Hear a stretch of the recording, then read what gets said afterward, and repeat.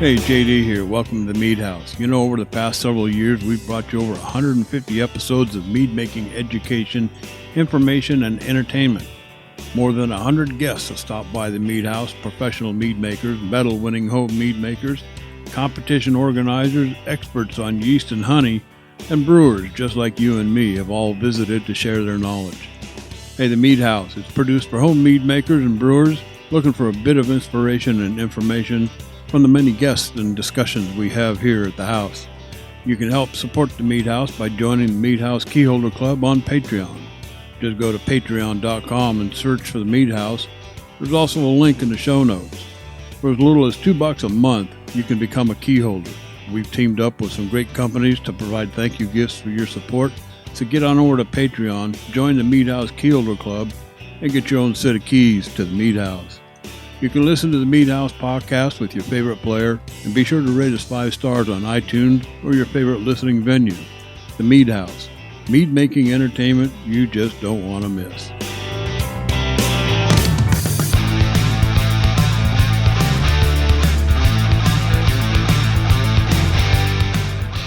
Hey, welcome to the Mead House, and thanks for listening to episode 203. I'm Jeff. With me tonight is my co-host Ryan. JD's still on the road, but hopefully we'll be hearing from him next week, as he should be back soon. And otherwise, it's just the two of us tonight.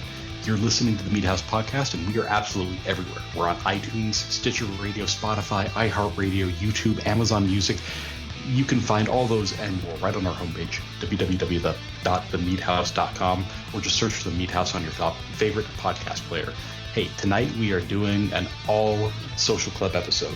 That's answering questions from homebrewers like you with no formal expertise, just the results of our own messing around in our brew rooms. But first, a big thank you to all our Mead House key holders who help keep the Mead House podcast free. You too can become a key holder and help support the show for as little as $2 a month. We have some great thank you gifts to send you, not to mention key holder only content. So get on over to patreon.com, search for the Mead House, and click the link in the show notes to do your part to help keep the show on the air. Hey, what are we drinking tonight? In breaking with tradition here, I am only drinking one item tonight. I have a glass of my S'mores Stout Braggot that I made, must have been for last fall. And the recipe for this, I started with an idea I think, Ryan, you had thrown around a while back for a white stout, and used that as kind of a framework. But in addition to, you know, the like the chocolate malts and the roast stuff, carafa, I think I had also thrown in some biscuit and some cacao nibs to kind of emphasize the s'moresy part of that. And I wound up really emphasizing that with some Amaretti s'mores, was it concentrate, or what do they call it? Artisanal blends, something like that. Artisan compounds, that's the term. So yeah, it came out, you know, it looks more like a brown ale color-wise, has a nice little tan hint on it, but it's not nearly as dark as you would expect for a stout, but it sure drinks like one. And it has a definite s'mores character from that Amaretti flavor compound, because that, oh my gosh, is heavy. There is no mistaking that for s'mores at this point. I might have overdone it even a little bit. Ryan, what's in your glass tonight? Well, Jeff, do you ever get where you have like a cocktail of the season and you just kind of find yourself drinking it over and over and over again? Yeah. You know, over the summer or fall or whatever it might be. Well, I really thought that this was going to be like, I was thinking about the summer, you know, what are we going to drink this summer? And I thought, you know, maybe it'll be a rum summer, maybe like a daiquiri summer. And I'm not, Jeff, I'm not talking about those bright red slushy drinks that you get from Fridays. You know, I'm talking about the Ernest Hemingway Cuban daiquiri. You know, the real, like, you know, the you know, the real Havana daiquiri, you know, basically a rum sour. Right. And I thought, oh, that'll be great. Let's do the summer daiquiris. And I don't know how we fell into it, but I'm on like my 20th pound of limes this summer already. I'm on like I'm literally, I think I'm on my 20th pound of limes, but it hasn't been daiquiris. It's been margarita summer. It has been summer margaritas, and I am drinking one now. It probably all started when I made that first batch of margarita mix, and I talked about it on the show, early in the spring or summer, whenever that was. And I talked about how I make this mix, this very simple honey margarita mix. And I did that. So this one, I talked about, I didn't have any grapefruit juice. I really wanted to use like 2 ounces of grapefruit juice in it. I think that would have been awesome, but I didn't have any. So I did this, and I used so lime juice. The basic mix again is 8 ounces fresh squeezed lime juice, 8 ounces of good filtered water, or good tasting water, cup each, so a cup of lime juice, cup of water, and then a half a cup of honey. And for this one, I ended up using goldenrod honey, and that was very, very nice. Really enjoyed that goldenrod honey. And then when I do it, I do 2 ounces of that mix that we just talked about, 2 ounces of tequila, and we do the añejo we talked about with JD, Sure. and that he had some questions on, or questioned, I should say, and then about 1 ounce of Grand Marnier. And so you've got your nice drink there. Now some people like to float the Grand Marnier. They don't actually mix it in. They mix the tequila and the margarita mix, and then just float that Grand Marnier right on top. Well, and it can be a little less precise than an ounce if you're just gonna do that. Okay, well, here's what happened. I didn't have any Grand Marnier. And I was at the store. They didn't have any Grand Marnier, but they had Cointreau. And I said, "Oh, well, I've years ago I used that. I bartended. I hadn't used it in a while, but I knew it would work in a pinch. So I grabbed it, and I just, it is an orange, like liqueur. Right. Basically, not liqueur, but it's like 40% ABV, but it's liqueur. And where Grand Marnier is like an orange liqueur cognac, mix type thing, right?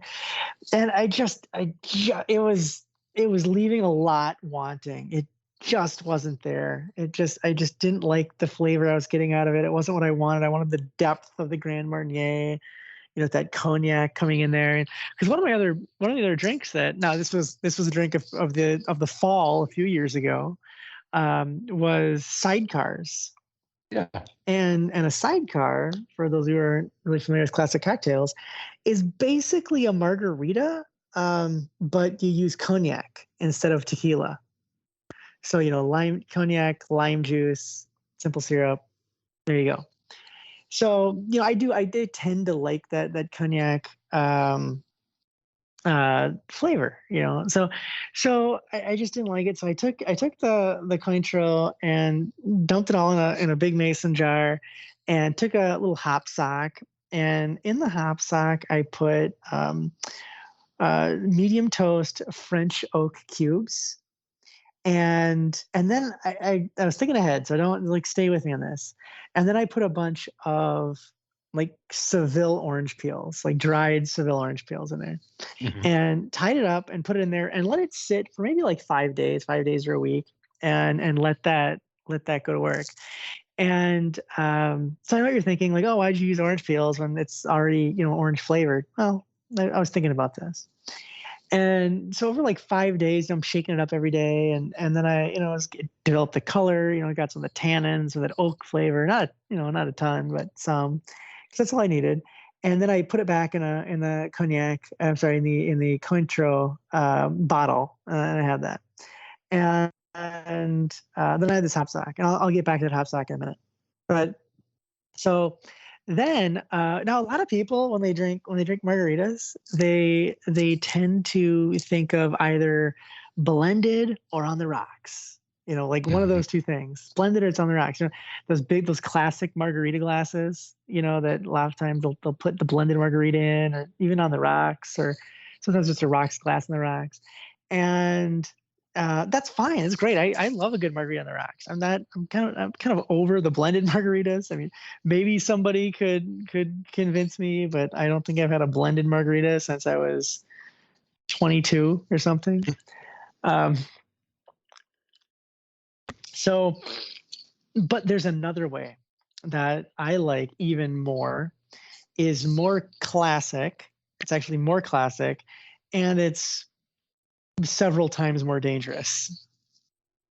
And that is drinking the margarita straight up. Yep. And so what you do is take a martini glass, chill down the martini glass. Great way to chill a martini glass is, if you don't want to put it in a freezer or something, just put it in, put a couple ice cubes in it. And then if you get soda water, put soda water in it, because the soda water and the ice will chill the glass very, very quickly. And then take your, again, say 2 ounces tequila, ounce, the Grand Marnier, or in this case, the cognac, the Cointreau, which had been soaked in, with French oak cubes and Seville orange peels, and then 2 ounces of the honey lime margarita mix. Put it in the shaker. Put a few ice cubes in your cocktail shaker. Put that in there. Shake it up. Just do the nice cocktail shake. Shake it up, and then strain it into and then we'll take the ice and the soda out. So I just got a cold martini glass, and strain it into that martini glass. And now you've got, you can salt the rim if you want, or put a little lime wedge in there to garnish it. But now you've got a martini straight up, and that's a very classic way to serve a martini. I'm sorry, now you've got a margarita straight up and that is a very classic way to serve a margarita, is straight up. I like it a lot. I like those a lot. They maintain the strength of everything, which is also why they're very much more dangerous, because there is no ice melting in them aside from what happened in the shaker to kind of dilute them a little bit. Instead of being 10 ounces in a rocks glass by the time it's all said and done, it's only 6 ounces.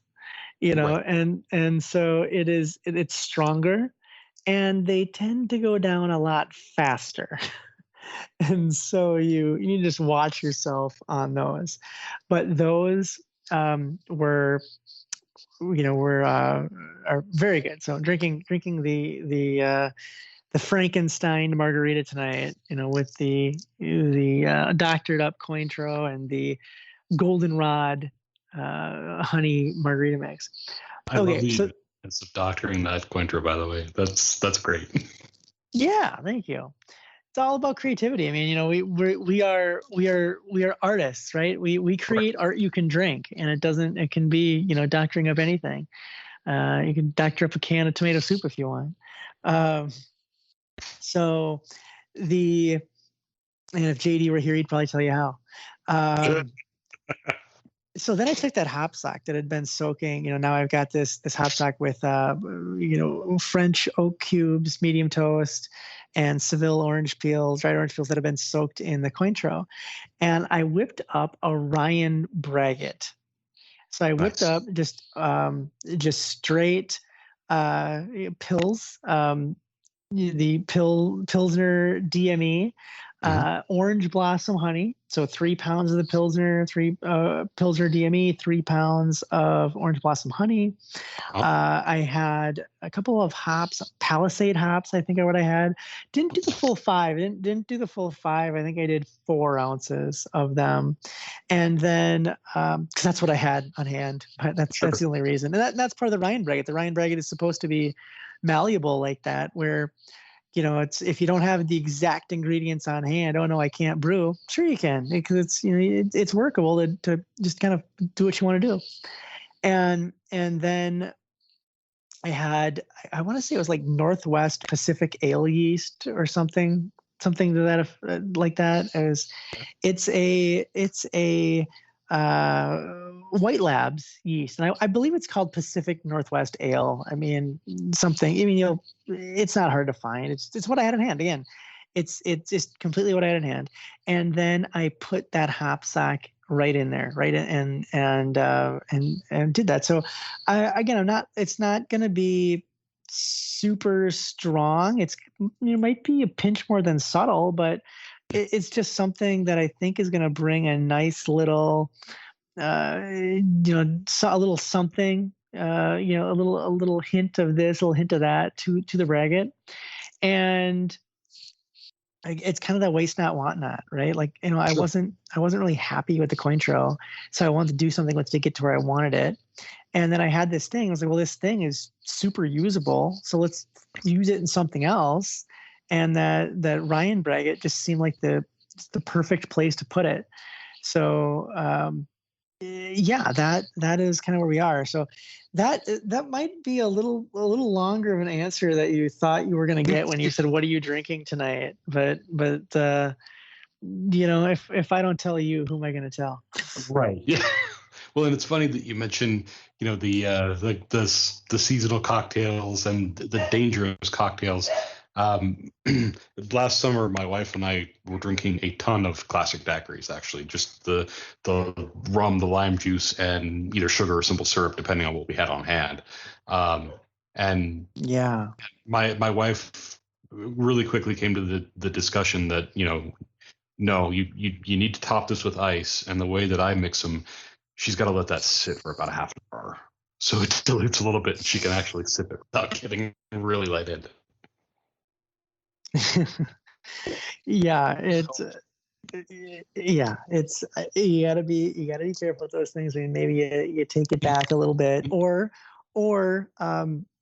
Jeff, I don't know when this happened, but that like you and I, you go buy anything, right, from a coffee cup to a teacup to a martini glass, and they're big, right? I mean, coffee cups are big nowadays, and so are teacups, and so are martini glasses. Yet, I remember helping my grandparents move or helping clean out, their houses, and a lot of times they had these everything plates and from plates and glassware and stuff like that from 50s, 60s, maybe 70s, I don't know. And look at a standard size plate from, say, 1960, and look at a standard size coffee cup or a teacup or a martini glass. And they are significantly smaller than, the stuff we see, right? You go to Bed Bath & Beyond, I mean, you buy a wine glass, you can pretty much pour the whole wine bottle into the glass. Right.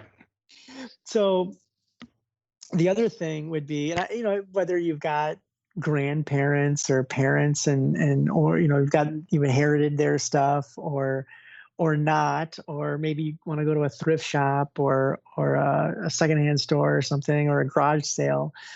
It can be fun, and you can find it. They're usually not that expensive. I mean, they're usually very cheap because there's so much of it out there. But it's fun, go buy some classic barware. Go buy some old-fashioned classic barware. Be really fun, really inexpensive. I mean, of course, you can probably find it. You spend a ton of money if you want to spend a ton of money, but you can do that. Wash it, and probably by hand. Stuff probably wasn't dishwasher safe, so make sure it's not cracked or anything, and find some good quality stuff. But then it also seems to me that if you made the type of cocktails that could fit in those glasses, you'd be okay. You wouldn't be quite as bad. So during the actor Stanley Tucci. Yeah.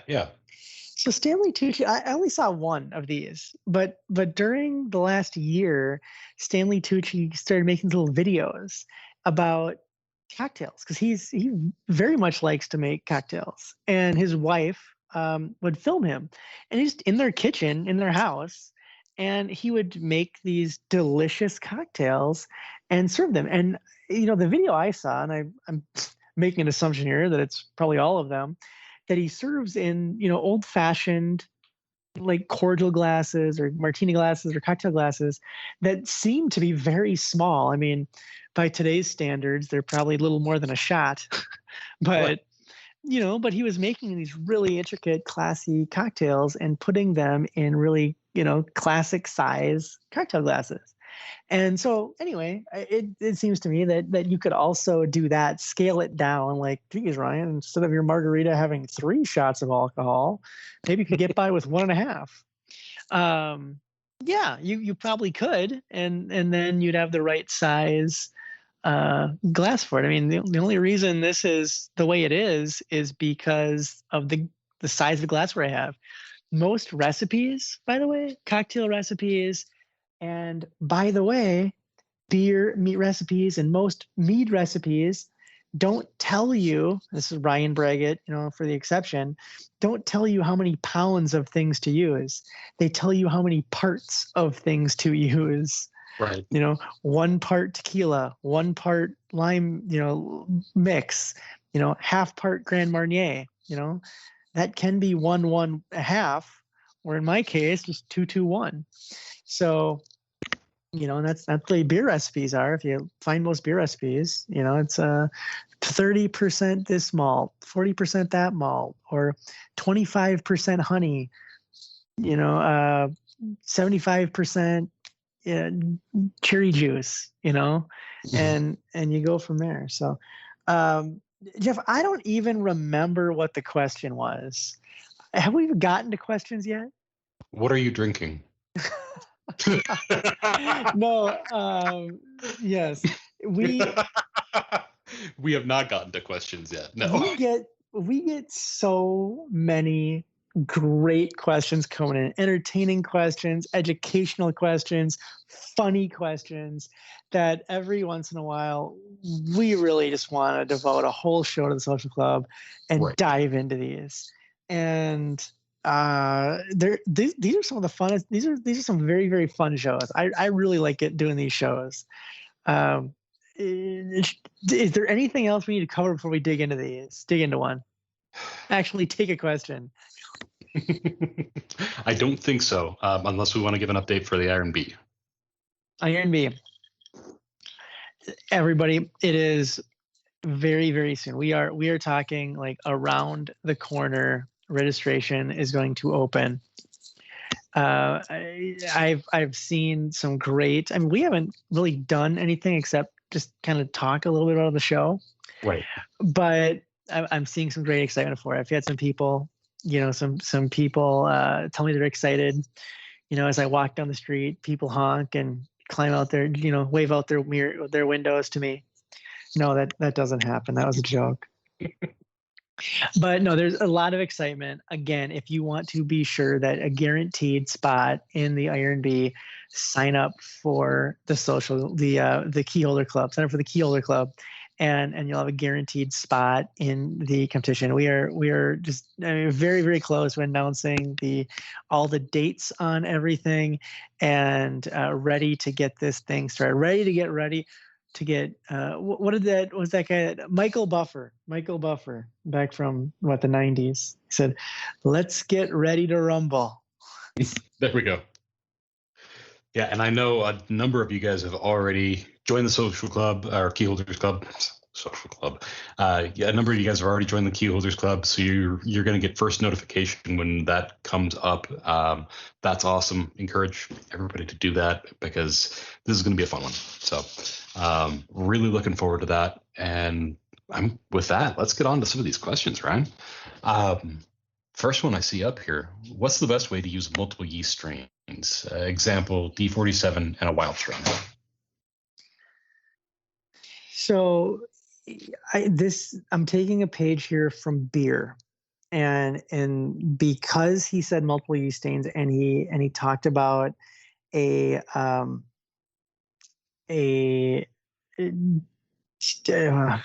typical strain and a wild strain. The most common way to do that is first use your standard, your non-wild strain. I don't know why I'm blanking on this. Why am I blanking? What's the word I'm trying to find here? What's the what is that, the Latin name or whatever? What's that, Jeff? The cultured strain? Yeah. I'm blanking on the term, for the Cultivated. what's that? Cultivated? Okay, cultivated. Well, yeah, but I mean, like, Brett can be cultivated, or things like that. But and Saccharomyces. Saccharomyces. And so you'd want to use that first. So you use that first, and then I can tell you exactly why, Jeff, I'm blanking on those words, because I just told you how strong these margaritas are. So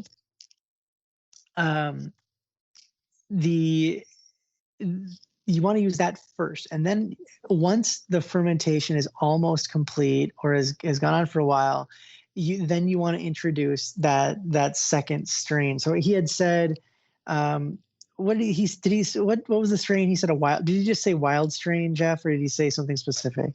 He said D47 and a wild strain were the examples. Okay, and a wild strain. So then you'd want to introduce, and I'm saying here, like, Brett or something. I guess I was thinking, for some reason I thought Brett. So then you'd want to use that Brett to do it. Now, depending on what you mean by wild strain, like if you mean like go out into the forest and pick up an acorn and try to ferment with that, okay, then you might want to reverse it. And why I say reverse it there would be, what if that wild yeast may peter out lower than where you wanted it to? Let's say you were really hoping to get to 14%, and that wild yeast that you picked up off an acorn in the woods didn't get you there. Okay, well, it got you as far as it could, and then you'd maybe use that D47 after that to get you the rest of the way home. So if you're using something that you have no idea how far it can take you, you might want to use that first. However, if you're using something like, let's say, Brett, and like a cultivated Brett strain, like, oh yeah, here's a Y yeast Brett. Okay, that in the beer world, when they want the classic Brett flavor, they're adding that later. They're doing that later. So a couple ways to do it, depends on what you want. Oddly enough, the beers that are 100% Brett fermentation, so no Saccharomyces, or no cultivated like ale strains or anything like that, come out really clean. Oftentimes, like, you don't know that there's, like, you would drink it, you might not even know it's a Brett beer for whatever reason. The 100% Brett fermentations can come out really clean versus the blended fermentation, which bring out more of the flavors that you'd think of in a Brett. Yeah. And I don't remember the strain of it was a non-Saccharomyces strain of I want to say it was actually a bacterial strain, but the carbon at Mazer Cup a couple of years back was sampling some blackberry that he had made with one of these strains, and I swear it was the smoothest, cleanest ferment I had ever tasted in my life. It was blackberries and honey, and that was it. Now, circling back to this question, like you mentioned, there are a couple different ways to do this, and the way I would suggest, honestly, one of a couple. The first thing I would go for, whatever you want the character for derived from your yeast to go with first. So, like, if you're starting with, if one of your yeasts is a Belgian and you really want those Belgian yeast characteristics, for example, the esters and the phenols and things like that come with that, you want to drop that first, because a lot of those are going to be formed with the really simple sugars that are kind of like the first for the yeast to metabolize, whether it's like the fructose or the glucose or maltose, if it's like a braggot kind of a thing, and then generally like the stronger of the two that you send in, like a classic example being like an EC1118 or a K1V for cleanup as a secondary item.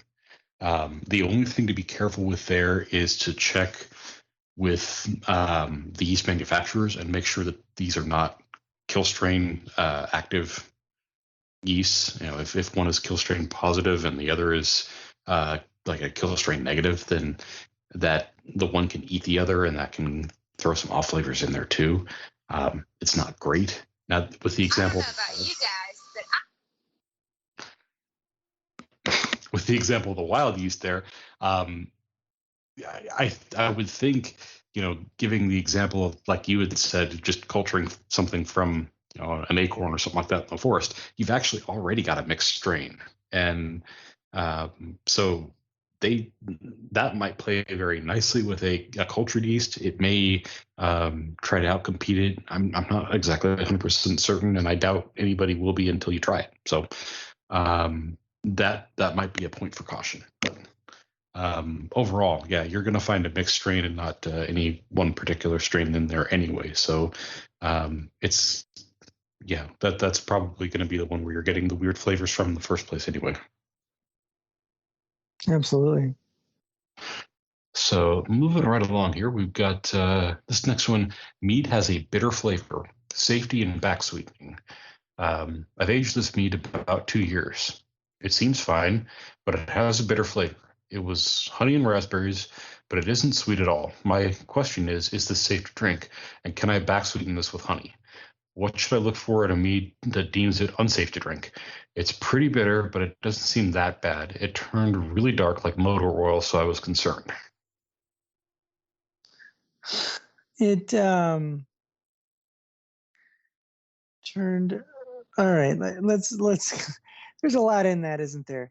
Let's see if we can break that down bit by bit. So the mead's got a bitter flavor, and it's sorry, I'm trying to just pull this up here so I can get a better handle on it.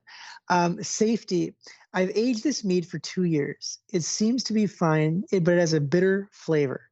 It was honey and raspberry, but it isn't sweet at all. Okay, so my first question is, what's the gravity of it? Right.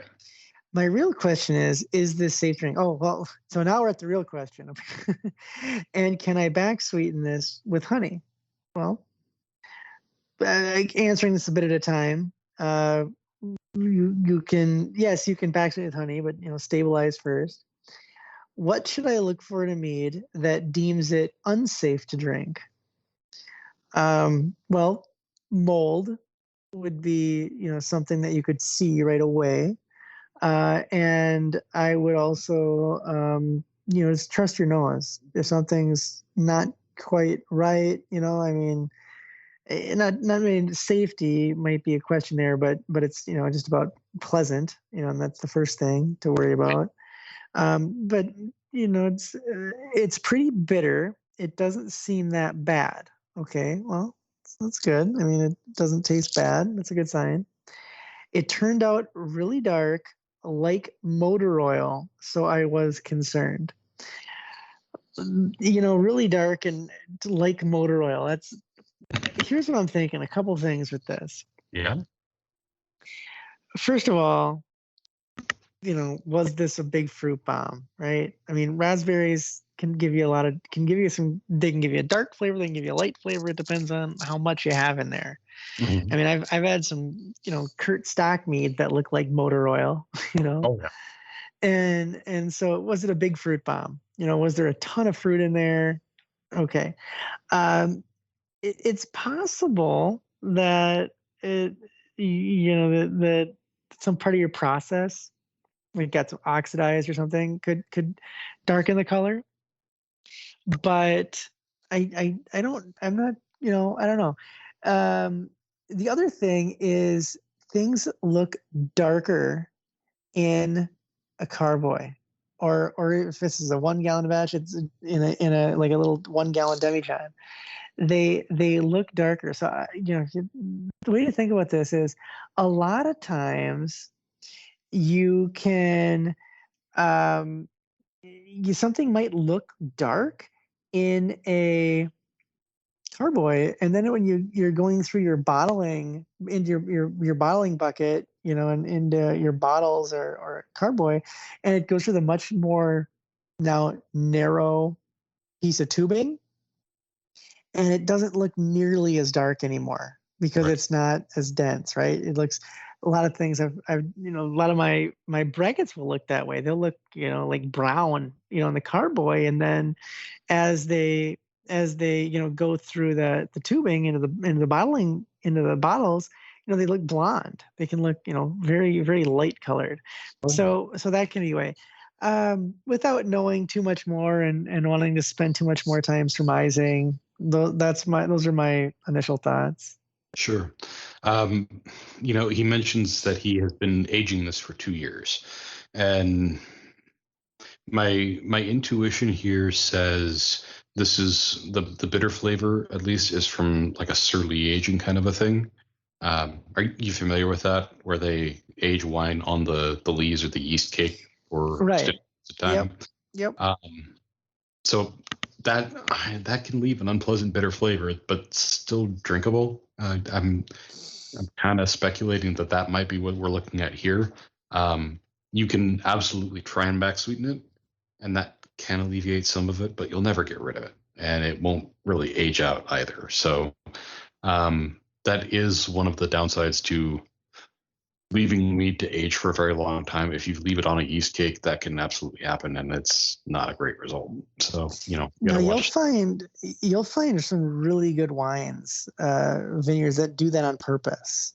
Now, yes. typically they do it for like maybe 6 months, Mhm. and they'll say, "Oh, we left this on the lees for 6 months, and it developed a toasty character or something." So it can be it's done, but you also want to be sure not to overdo it. Right. And this is one of those things that, a professional vintner they'll blend with something that hasn't been aged on the lees as well, so that they bring out those characters and de-emphasize the stuff that isn't as pleasant. So this is all professionally done and not kind of just happenstance in your basement. Absolutely. As far as turning really dark like Motoro, I'm flummoxed. I have no idea. I think it's kind of like what you said. Sometimes it just looks darker in a carboy or what have you. Let's see here. Moving on, we got a question about reusing oak chips. I know I can reuse oak chips, but I cannot seem to find the information on exactly how. Backstory: I made a 6-gallon batch of mead. 5 gallons are currently sitting on whiskey barrel chips. The final gallon went through an air still to make a brandy/honey jack. I was thinking of using the chips out of the mead to age the liquor on, but not sure what steps I would need to take in between. Should I dehydrate the chips after they're removed from the mead, or just throw them right into the liquor, or is there a third option I'm not considering? Thanks in advance. So I know I can reuse oak chips. That phrase right there is an interesting one. Yes. Because well, what I was going to say is I reuse all my oak chips, but they typically go into the smoker, and I smoke with them, and I make chicken or pork or whatever I'm making. So now it is interesting that when you look at wineries, and they will have like an oak library, they call it, or a barrel library, they call it, and they have all of this. They have all of their barrels, and they'll talk about this fresh barrels or used barrels and things like that, and they will use barrels until they can't anymore. I mean, in big wineries, we'll usually even have like a cooper on staff whose job is to just, make sure that those barrels are, patched and repaired and fixed and everything else, because at least they try to get as much out of them as they can. Sure. So that now, in conventional wisdom in home winemaking, mead making, brewing, cider making, is that you use the chips, the spirals, the honeycombs, the balls, whatever, once, and then after you use them once, you throw them in the smoker like I do. A little bit different if you start with alcohol. So just like, I start with the Cointreau, it soaks up, you get some Cointreau flavor in there, and you throw it in a braggot. Or people soak their chips in whiskey or rum or, whatever they want, and then they go into, their mead or their beer, their wine with it. Typically, I haven't really heard many people going the other way of, first I use this in a wine or a mead or a beer or cider, and then I, soaked my scotch in it or something like that. So, reuse again is tough. Don't know. So what are you hoping to get out of that second use? It's kind of like a chip is different than a barrel, and get used up a lot there. So now I'm thinking of using the chips in a liquor, right? So he's going to throw this in some sort of a liquor, and presumably to age it the way that bourbon or scotch or port or whatever is aged. Now like and those, all the different alcohols are aged in different types of barrels. Like bourbon has to be aged in fresh barrels. Scotch is generally aged in used either whiskey barrels or sherry barrels. So it things like that. I suppose that you could throw that, go into that. Now he's saying, so the last part of this question, should I dehydrate the chips or just throw them right in the liquor, or is there a third option? I wouldn't really dry them out. I mean, if they're coming out of a mead, there's really no reason to dry them out. I mean, I'd put them right in that liquor anyway, because it's going into a much higher proof, presumably a higher proof, solution, and then you're not gonna worry about them drying out or getting dirty or having anything mold grow on them or any other bugs getting in there or anything. Now, you might not worry about like some of the bugs or something with going into an alcohol, but you just don't want to take it. You don't want any chances. I mean, if they're covered, if it's covered in lees, right? I suppose you could do a quick rinse, just a really quick little rinse off, and then throw it right in there. But I mean, I'd frankly put them in wet. I would take them right out of one batch and then right into your alcohol, and do that. Now, again, I would say that I'd question that phrase a little bit that says, I know I can reuse oak chips, and just exactly what you mean by that. Right. No, and I think the problem with reusing oak chips as opposed to reusing a barrel is just the whole ratio of the mass of that oak versus the surface area. In the case of that barrel, they're reusing it again and again and again because they can still get some of that oaky flavor out of it, because there's the X amount of exposed surface area, but they keep exposing that surface area and it pulls more of that flavor out of the oak. With chips especially, but the little beans or cubes or whatever or two, man, it's mostly surface area. There's not a lot depth to that product. So once you've got a few weeks on either of those options, you pretty much got all the oak flavor out of it. And if anything, you're using that more like a sponge to make like a mead flavored liquor transit to flavor your honey jack with. It sounds like if you're looking for a whiskey flavored mead flavored brandy honey jack, God, that's convoluted. That's the way to go, because that's what you're going to get. You're going to get something that'll just hold that mead. If you're looking for something that has more of that oaky flavor, you probably want to use fresh oak, because that's probably already been what do I want to say? That's probably already gone into the first mead that you were working on, just because that's how those products work. Much like you, I've reused my oak in a smoker, never reused it in another batch of meat or something else like that. And I would say, yeah, just as far as, do I dehydrate it, throw it right in, some third option? Don't dehydrate. That seems like it's a great way to invite mold formulation while you're trying to get that dried out.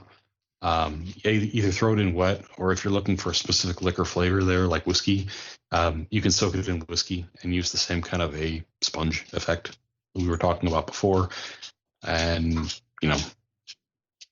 do that. I think either of those is an approachable idea. Very good.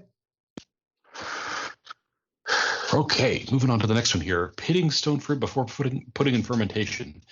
Do I need to pit my pie cherries before I add them to my primary or secondary fermentation? I have a pie cherry tree with a bumper crop this year. Thinking of a sour cherry melomel might be good. Pitting all the cherries is the pits, of course. I have a hand pitter, but it still takes forever. Or is there an easy way to pit massive quantities? Well, I'm going to answer these questions in reverse order. Is there a good way to pit cherries in massive quantities? Yeah, absolutely. There are lots of cherry pitters that you can buy that are designed for a large amount of pits. I had one that was had kind of a pump action. So you'd put a bunch of cherries in the top, like a top bowl type thing, and then the one would fall in, and it had this like pump, and you just hit the pump, and it would go in, and pit it and pop down into a bottom container, and the next one would fall right in, and you just go in, just pump, pop, pop, pop, or pump, pump, pump, whatever you want to say, and it just kind of kept going. That was like a cheaper one. And I had it for a while, and it worked, and some of the plastic cracked, that kind of thing. And then there's these other ones that are a little heavier duty that are like typically stainless steel, and they're kind of like there's like a hand crank and almost like a carbine type type action to them, where it's got all these spokes on it, and you just kind of crank, and it just kind of pits all these cherries at once. So there are absolutely tools that you can do that for.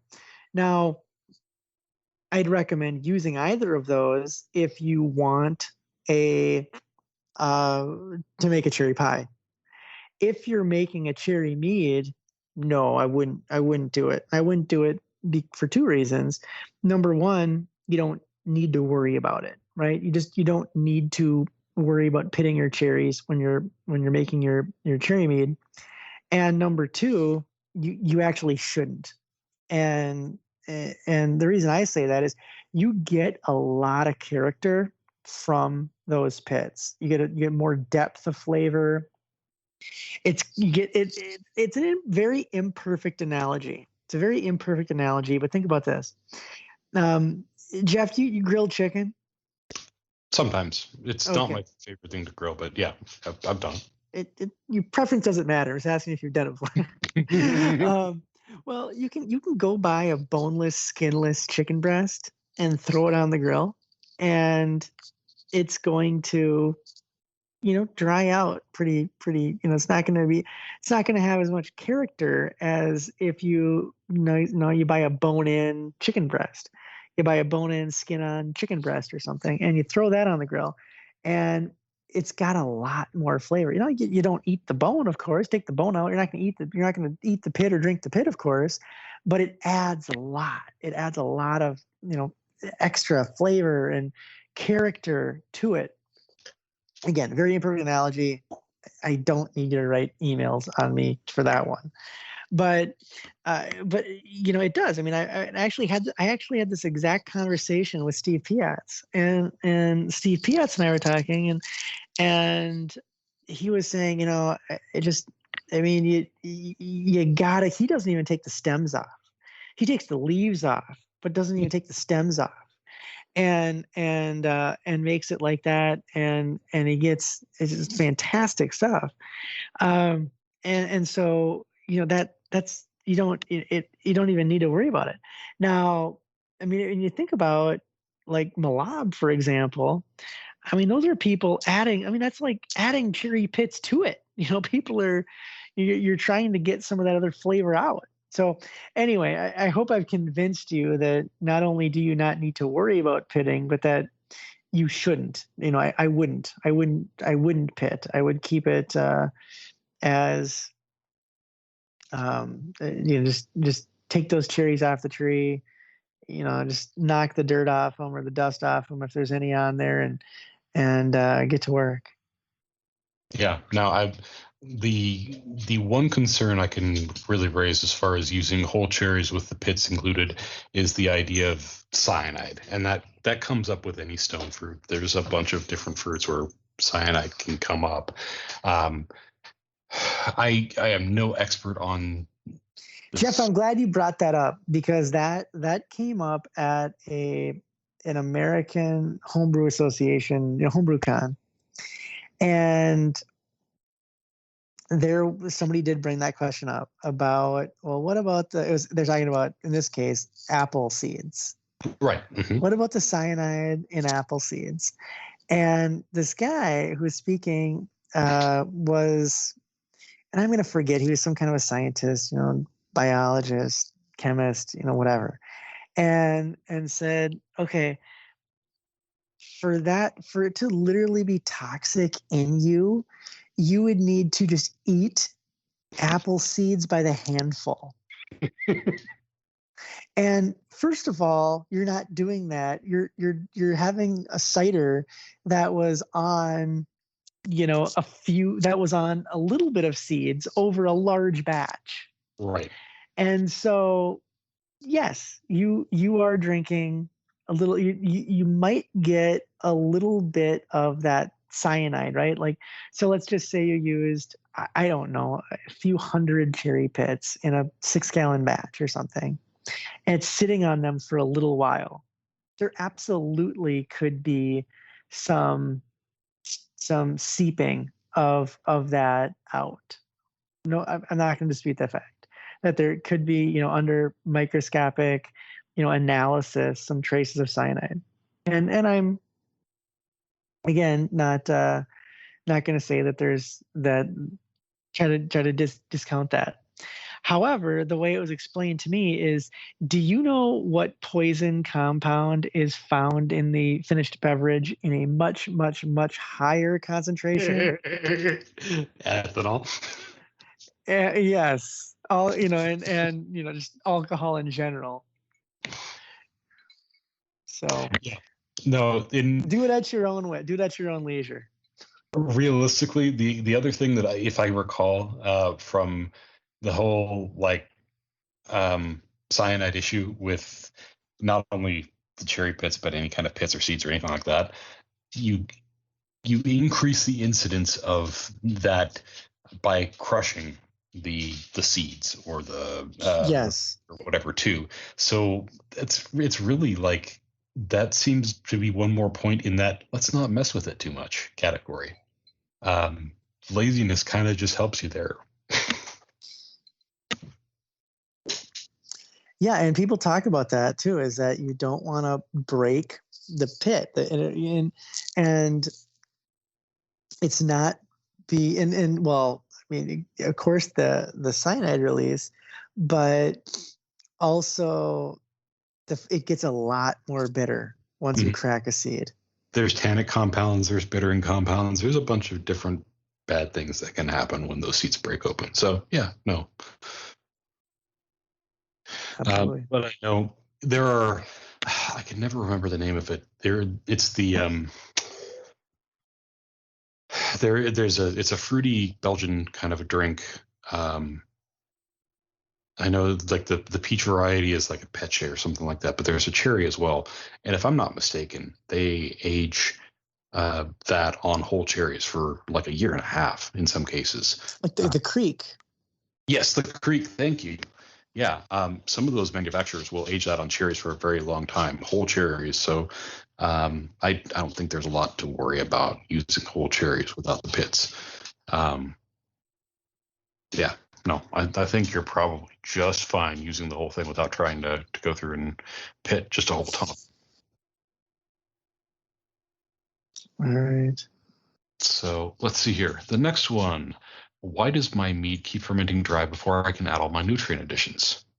I usually run my meads at 1090 and I have been following Toastum protocol. However, they keep running completely dry by 1 week out, so there's just no ability to add the last nutrient addition before or at the 1/3 sugar break.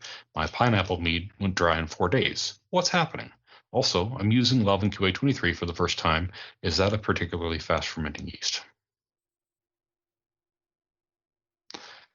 So sometimes I know I tried the Toastum protocol a lot when I was fairly new to mead making, and I know there were a few times when I was making something on the less alcoholic side where my 72-hour nutrient addition and my 1/3 sugar break nutrient addition happen on the same day, or I just dumped everything in together, kind of like, okay, well, we're chugging along. We just need to get this in, kind of a thing. That's not unheard of. And I think, honestly, for lower ABV meats, the idea of staggering into 4 additions is a little bit too much work for my taste at this point. If I'm going to stagger it at all, it's going to be 2 additions. But usually anything in the 7-8% or less final ABV, I'm just throwing everything in the same pound pitch and yeast and calling it good. I don't know about you. Yeah, when I hear somebody say, like, oh, why does it ferment dry? Now I'm thinking, typically in hydromel situations, but they're like, why does it ferment dry so fast on me? It's like, oh no, my wallet's got too many 50s in it.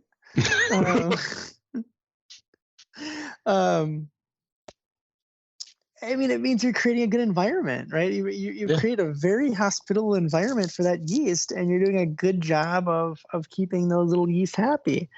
So I think you're right. I mean, it's the things that you want to watch out for, though. I mean, when a fermentation, can go too fast, and 1090, I mean, you're getting up there to where, you want to start being careful. I'd say, look, below 1060, if you're starting gravities below 1060, I mean, you can say like, I got the need for speed, and no problem, right? But you want to be a little more careful when you're above that, because you can create some fusels and some things like that might be a little more harsh. Not to say you can't below, but it's a little harder to turn 1040 starting gravity into rocket fuel. If you can do that, let me know. I'm gonna have you on the show. So, temperature is the one thing that jumps out at me here. Is where's your temperature at? And just is the temperature getting too hot? Sure. And is that going to create some off flavors for you? Otherwise, it's if you're degassing the right way, if you're adding the nutrients the right way, you're just doing a great job. You're doing a great job of creating a really awesome,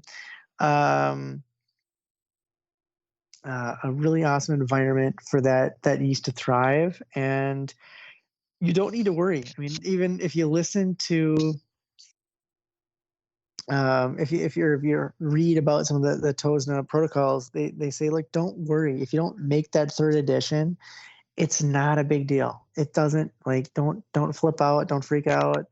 It's okay if your stuff is fermenting that fast, as long as you're doing everything you can to keep that ferment clean. Great. Yeah, no, I couldn't agree more. I think you covered all the bases there, and yeah, no. Let's see here. Good. All right, moving right along. So I started brewing mead about 1.5 months ago, and I'm 9 1 to 3 gallon batches in. Everyone knows mead is for the patient, but I am anything but patient. However, I really fucking love mead and can't afford a $30 bottle. Amen. Thus, I focus on quick meads with 10 to 14% ABV, a 10 of nutrient regimens, and healthy pitches. Super Clear helps a lot too, but everything I'm reading is saying that plus 1 to 3 months to be drinkable. First mead was some 10% apple slice, lavender, clove, lemon thing. Bottled the bitch 1 month after pitching it, and it tastes pretty damn good. I did a nice sizer with some blackberry fella and had it tasting good enough to be bottled 3 weeks later. Then I had a tropical bastard as well as Joe's Quick Grape Mead. Funnily enough, Joe's Quick Grape Mead is actually tasting a bit more rough than the others. Tropical one is fucking great. It's 2 weeks old. Now for the coup de grace, coup de grace, however you want to pronounce that. Did 2 batches of bomb last week. One with star thistle, one with orange blossom. I said Weiss for dry Voskvike. There we go. I know that was the main point of bomb, but I have celiacs and can't use most liquid yeast. Anyway, 1 week, they're both pretty good and drinkable, especially the orange blossom. Fuck my booty, it's divine. Would be happy racking it off, giving it a day with Super Clear and bottling it. Granted, I can smell the heat from the alcohol, and you can taste they're young, but they still taste good. I understand everything I can make taste. I understand everything I make can taste great with age, but I'm pretty happy with everything tasting good as I slowly drink them while they age. My question is the term drinkable pretty conservatively applied, or am I blockheaded Neanderthal tossing back swill? Or am I just one with the bee as a prodigious mead maker destined for greatness and can do nothing but produce delicious quick meads?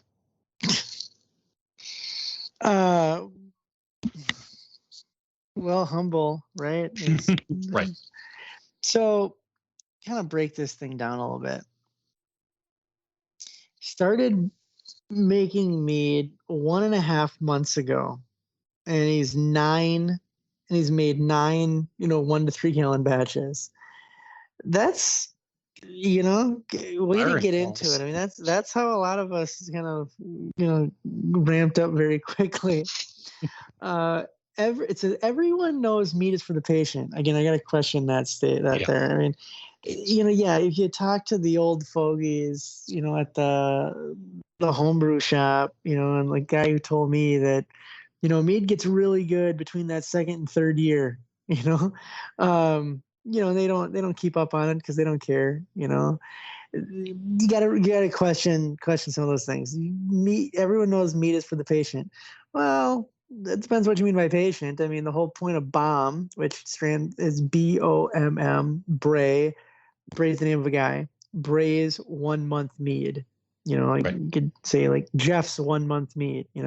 But it's Bray's 1 month mead. So it's meant to be a month. And I mean, Tasna, you can produce really good meads with Tasna very, very quickly. So all right. So question that. I'm glad you really love mead. Quick meads 10 to 14%. That's not nothing. It's you can. A lot of people who want to make really quick meads make them at like 6%. So again, you can. You're not playing in the kiddie pool right there trying to make quick mead at 14%. Great that you've got your nutrient regimens and healthy pitches. I mean, those are the great things you can do.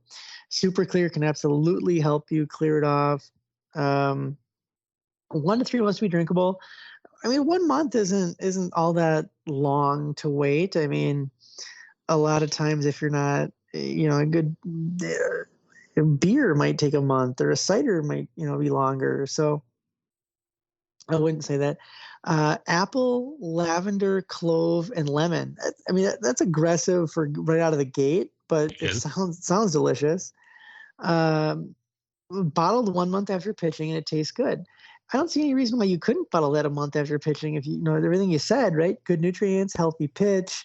You're using super clear. I'm sure it would taste good. Bottled, your blackberry thing, that's good. Tropical thing's good. The grape thing, yeah, grape can be funny. I think because Joe's grape, if I'm not mistaken, I think uses like table grapes. So and table grapes can be tough. Table grapes I've made a couple of table grape meads before, and they can be a little finicky. A tropical mead is great, and it's 2 weeks old. Okay, well then it can be done. Bombs, absolutely. Well, and you say the Vosk Vike is going to go super fast. I mean, the Vosk Vike can probably ferment that in a couple of days. 2, 3, 4 days can take that where it needs to go, depending on the temperature. So no problem. That's probably actually helping you. All right. So in 1 week they're both pretty drinkable. Yeah, I can see that. I mean, I've seen guys turn around, Voss beers in like 4 days from grain to glass.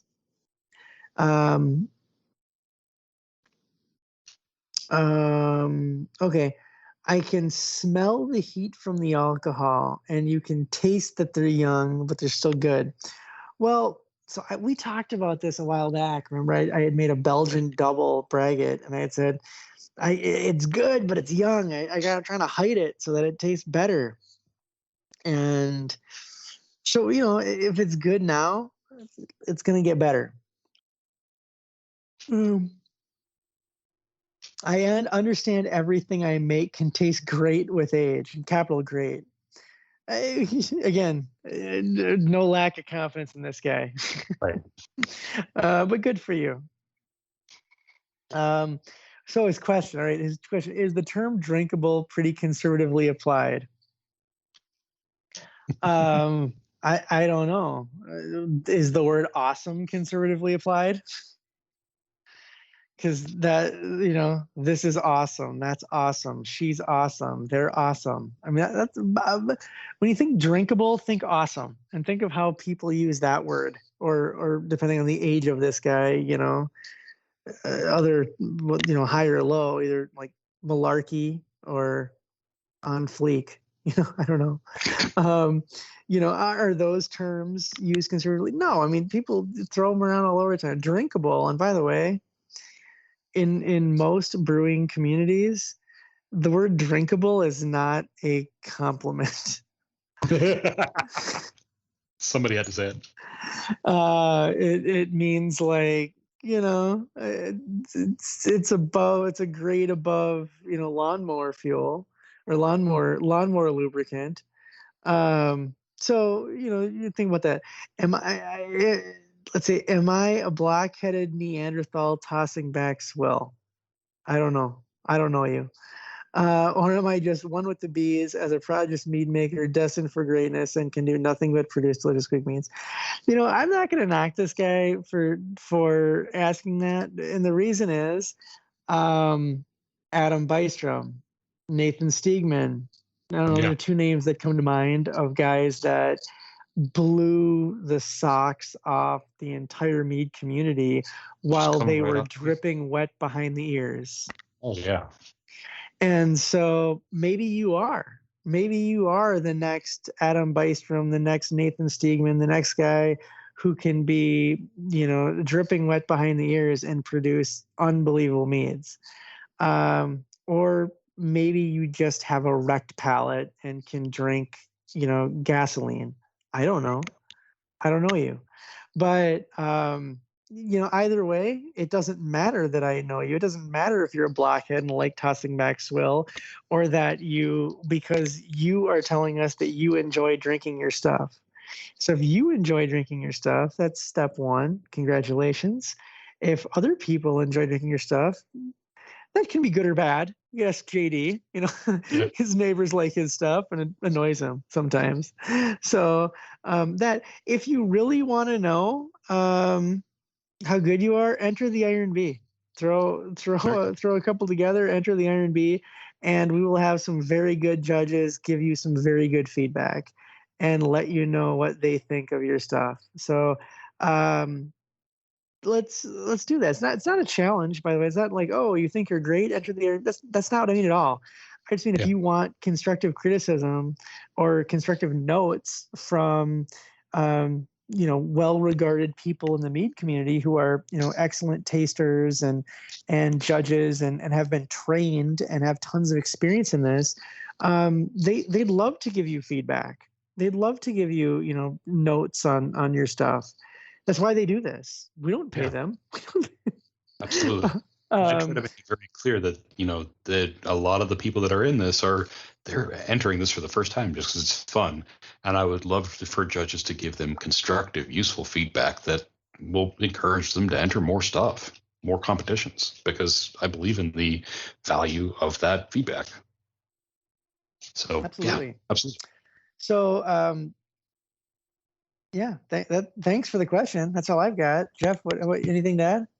I think the one thing this highlights to me is that the online mead community does need to disabuse itself of this idea that mead has to sit around for a while.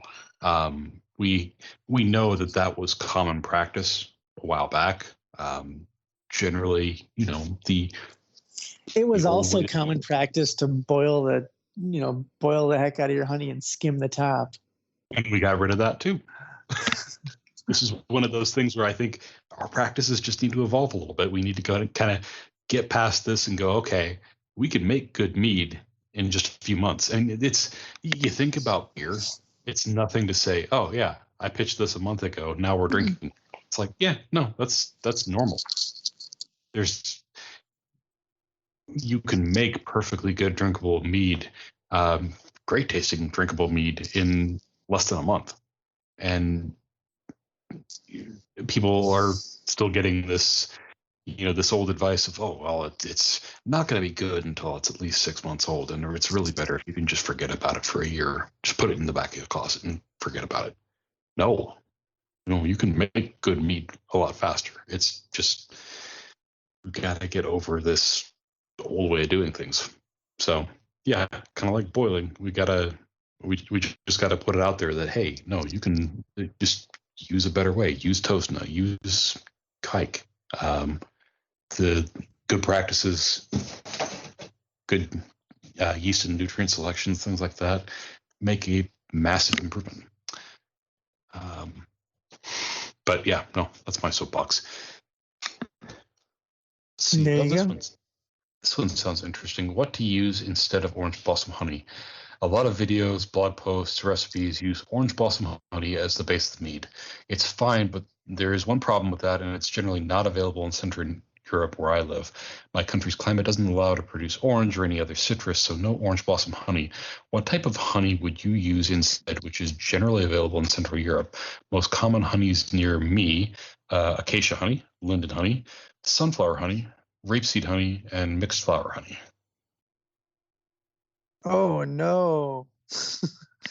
I only have exotic varietals.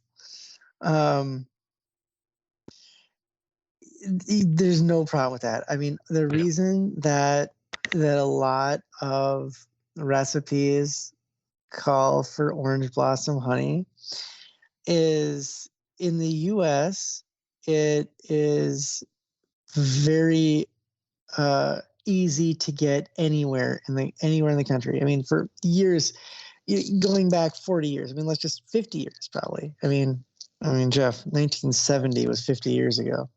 And some of these recipes are almost that old. And even back then when you couldn't get snowberry honey or mesquite honey or things like that all over the country, you could get orange blossom honey just about anywhere. So orange blossom was generally used because it was easy to get and it was consistent honey. Clover honeys were easy to get to, or somewhat, But the wildflower honeys, are drastically different depending where you are. And so it's hard to say that this is going to work great with, use an example. Let's say northern Wisconsin wildflower versus southern Georgia wildflower are going to be pretty different honeys. So, anyway, it was a consistent one. It was a good one. It's a light honey, and it works really well. With that being said, there's a lot of mead makers that say, orange blossom is vanilla. Orange blossom is boring. I want something different. I want this.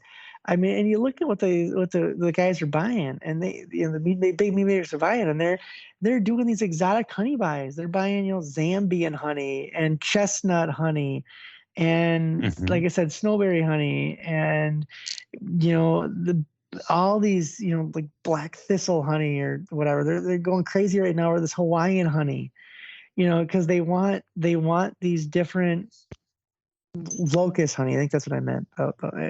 They're going crazy over these, what other stuff they can try.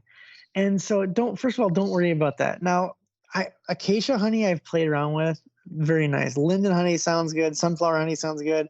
I've never had rapeseed honey, and then mixed flower, your local wildflower. I assume that's what that is.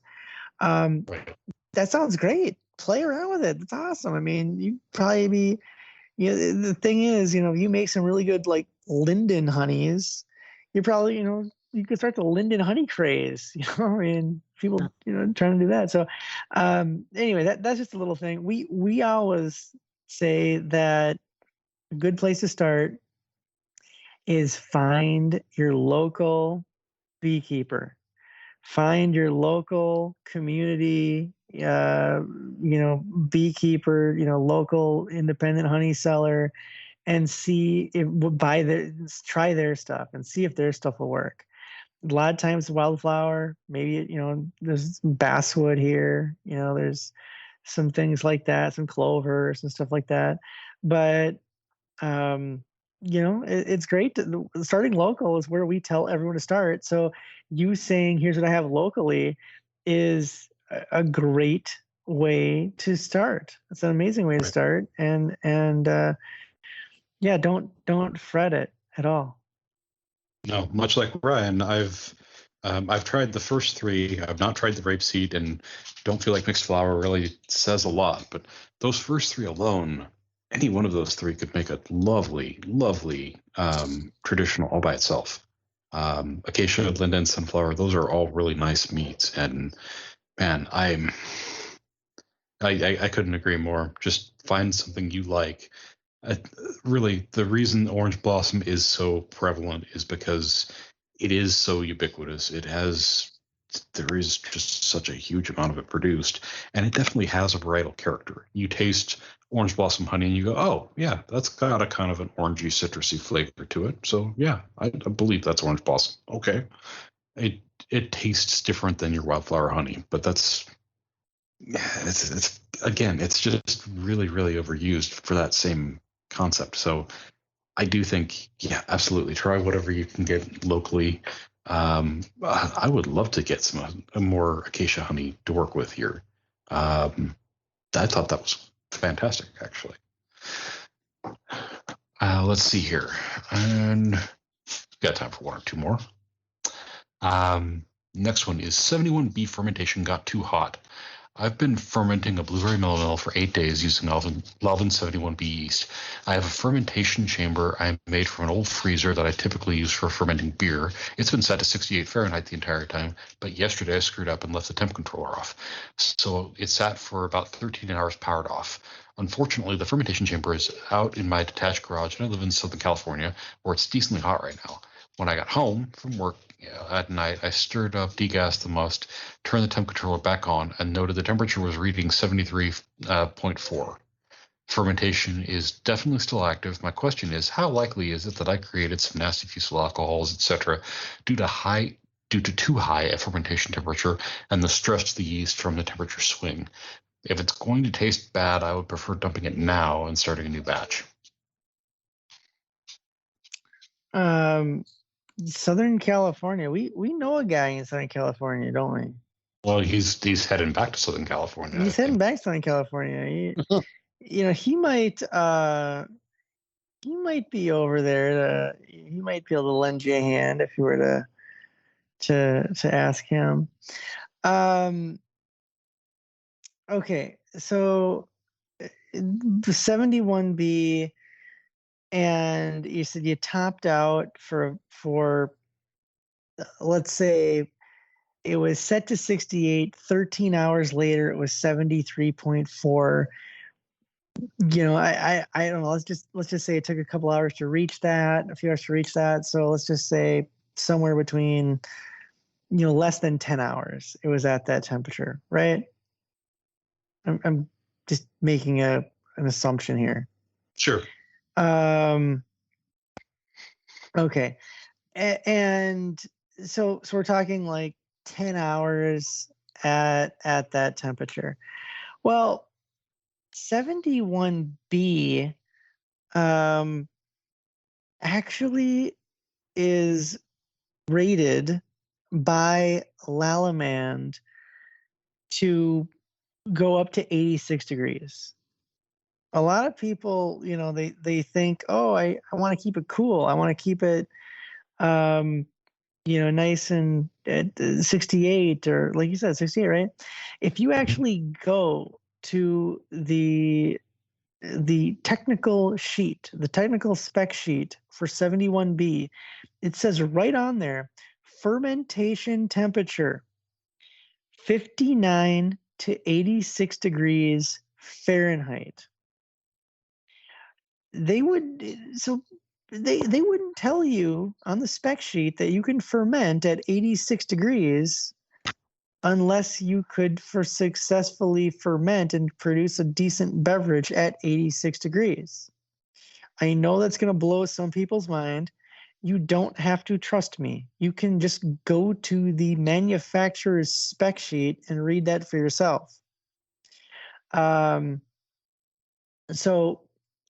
now here's what I'm getting at. 73.4 is not that hot. No. And you're talking about it being there for a few hours. Maybe a few to a handful of hours. I mean, I'd venture to say less than several hours. And you're telling me that you degassed it, all of that thing, and you're fine. I wouldn't worry about this at all. I mean, you get a little gunshot here, trying to keep up with JD of lubricating the Southern California sewer system.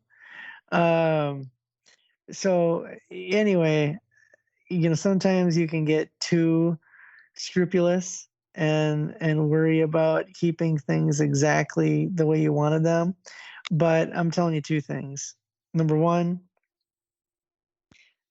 Lalamand doesn't even say that you weren't even within 15 degrees of overshooting what they tell you this thing can ferment at.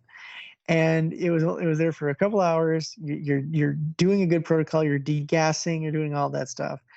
I'm not even worried about the swing, because sometimes you can throw off flavors. Like if you were fermenting at 59 and then you up to 89, or 59 and then you up to 86 degrees, even though you're within the range, that big temperature swing can also stress yeast and cause some off flavors. I'm really not that concerned at all. Not concerned at all that you went from 68 to 73. That's not even a swing that I would likely cause enough stress to throw off flavors in that yeast. So I'm going to say chill, relax, don't worry. Any of those, any of the Jimmy Buffett phrases, but relaxing, or the Kenny Chesney, no shirt, no shoes, no problem. Just relaxing. I don't think you need to worry about it. And I wouldn't get overly aggressive here on saying that it was a couple of degrees off, and you're ready to dump the batch. Yeah, there's a reason 71B gets so highly recommended for beginner mead makers. It is super forgiving. Like you mentioned there, that temperature range is extensive. It's got to be one of the most extensive like temperature ranges for a wine yeast I've seen It's anywhere. like the Kveik of wine yeasts. Pretty much is. And it doesn't throw a wide range of like off or weird flavors at different temperatures that I'm aware of either. It's fairly clean with some kind of nice like light fruity esters across the spectrum to my knowledge. Yeah, your temperature rose by 5.5 degrees ish over 13 hours. You might not have the most perfect of perfect meads. You're still going to get a pretty good mead, I'm willing to bet. So I wouldn't worry too much about it. I mean, here's the thing. Your batch is, I don't know how big your batch was or what it was, but mead is one of the more expensive, things to put together. It can be one of the more expensive, beverages to make. I really wouldn't start thinking about throwing it out just because, it might not be a perfect 10. It might only, be an 8.5. Right. I think it's still going to be drinkable in a way that is more complimentary than just drinkable from the last question. Yep. Do we have time for one more, Jeff, or do we have to shut her down? I think we can throw one more quick one in here. That's perfect. Does DME alone make it a braggot? I've made we're ending on a braggot question. Excellent. Gotta take it out with one of the highlights, right? Love it. I love it. I've made a few meads in the past with varying levels of success, but it's been a few years and I've been looking to give it a go again. I'm tweaking the recipe I've been planning to try in advance of starting and was considering using DME as a starter. I was curious, though, at what point would you describe a mead as a braggot? Would the DME starter alone be enough to qualify, or does malt need to be a particular percentage of the fermented sugars or require use of hops in the brewing process? Okay. So what makes a braggot a braggot? Great question, and perfectly germane to perfect question of the night on Jeff. Well done. Because the Iron Bee we are doing the braggot challenge again. So you get your 2 entries, and one of them is a braggot. And great question. What qualifies as a braggot? Well,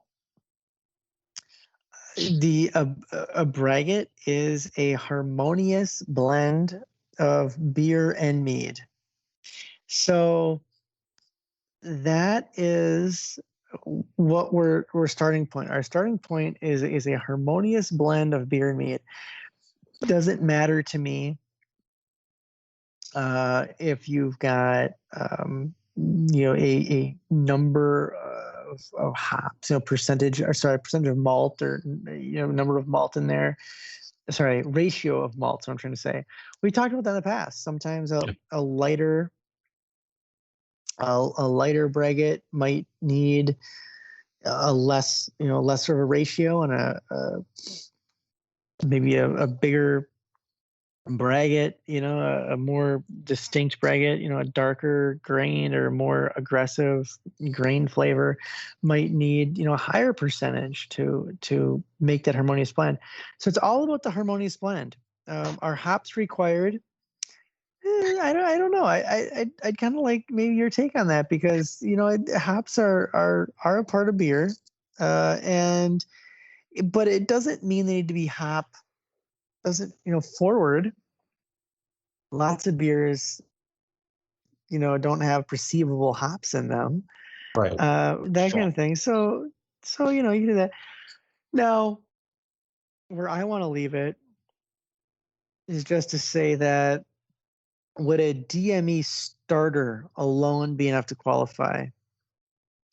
So what he means is here he's making a starter. He's cultivating up his yeast in DME. You can take a little DME and some water and mix it up and create a really nice environment to get some yeast going.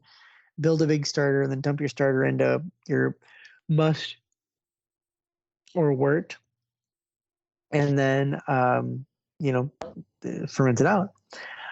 Well, my concern there would be that the DME does the DME probably wouldn't be enough to create a harmonious blend of beer and mead. But Jeff, I know that when you read this, you probably read it like I did. You astutely noticed that he said, "Or does malt need to be a particular percentage?" Well, let's focus on that word malt, Right. because you could definitely use unmalted grains that could deliver the perception of that harmonious blend of beer and mead. You could use unmalted grains. So think oats or corn or other things like that. Well, now you're arguing semantics, Ryan. Come on. What's that? Now you're arguing semantics. Well, I'm simply just saying that you don't need, when I'm not looking at your recipe. When I'm judging a braggot or frankly any mead, I'm not looking at your recipe. If you tell me it's a braggot, the only thing I'm judging it on is, in terms of, is this a braggot? Is this a blend of beer and mead, or malt and honey, or grain and honey, I should say, that kind of thing. Or if you tell me that it's a melomel, okay, I'm like getting the fruit and the honey or whatever I'm supposed to be getting in it. I'm not looking at your recipe. I'm not looking at where it's coming from. And so, if you had a way to make a harmonious blend of beer and mead by simply using a DME starter, it would qualify. Or if you had other things in there that weren't malt, but that somehow give it a beer flavor, again, I'm not looking at your recipe. And that's why I also take a very liberal stance on cheating. When people say, like, is this cheating? If I use flavoring, is it cheating? Or if I, some of the ridiculous things people say about, oh, but I blended a beer and a mead, is that cheating? And I always say, look, here's the thing about cheating. It's cheating if you didn't make it. If you pass it off as something you did make, that's cheating. If you take a bottle of beer and you take the label off it, and then you put a competition label on it and say, here's my beer, that's cheating. You didn't make that. But if it's saying, oh, well, I actually used lemongrass and Thai basil and wild rice husks and rhinoceros tears, and that combination amazingly makes it taste like barley. Fine. I don't care. Call it a braggot. Rhinoceros tears are ethically sourced. I don't have a problem with this. Exactly. No, I think, honestly, if you can taste that DME starter, you might have a somewhere to start with calling this a braggot. But chances are, if you're making a starter, if you're just making a starter, like a little 1 liter starter with some DME, and that is going to inoculate your batch, you're probably not going to have nearly enough malt, grain, whatever character in there to really even perceive it, let alone call it a braggot. Now, there were another question here he threw out as far as does it need to have a particular percentage of fermented sugars or require use of hops in the brewing process?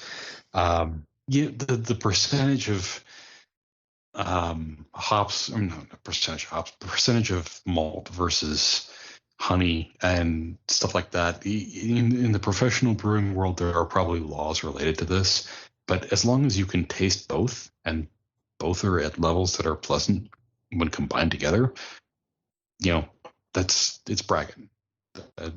We don't really need to split hairs as to how much of one and how much of the other needs to go into it.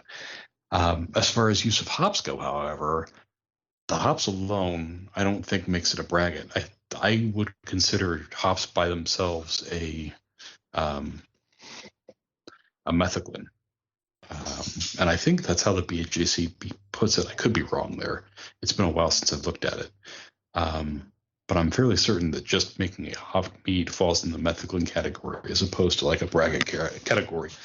By the same token, like if we use other herbs like mugwort or something like that to make something like a Gruit style braggot, I would still call a Gruit style braggot a braggot, even if there were no hops in it. So I think if it has characteristics of beer and characteristics of mead and they play nice together, it's braggot. Anything else, it's probably something else. Clear as mud. Yeah, I think we solved a world issue today. And that's going to do it for episode 203 of The Mead House. All three of us should be back next week for episode 204. But in the meantime, happy mead making. Let us know what you're brewing. You can hit us up at info@themeadhouse.com or find us on Facebook or Twitter. Either way, at The Mead House. And we'll see everybody next week. Have a good night.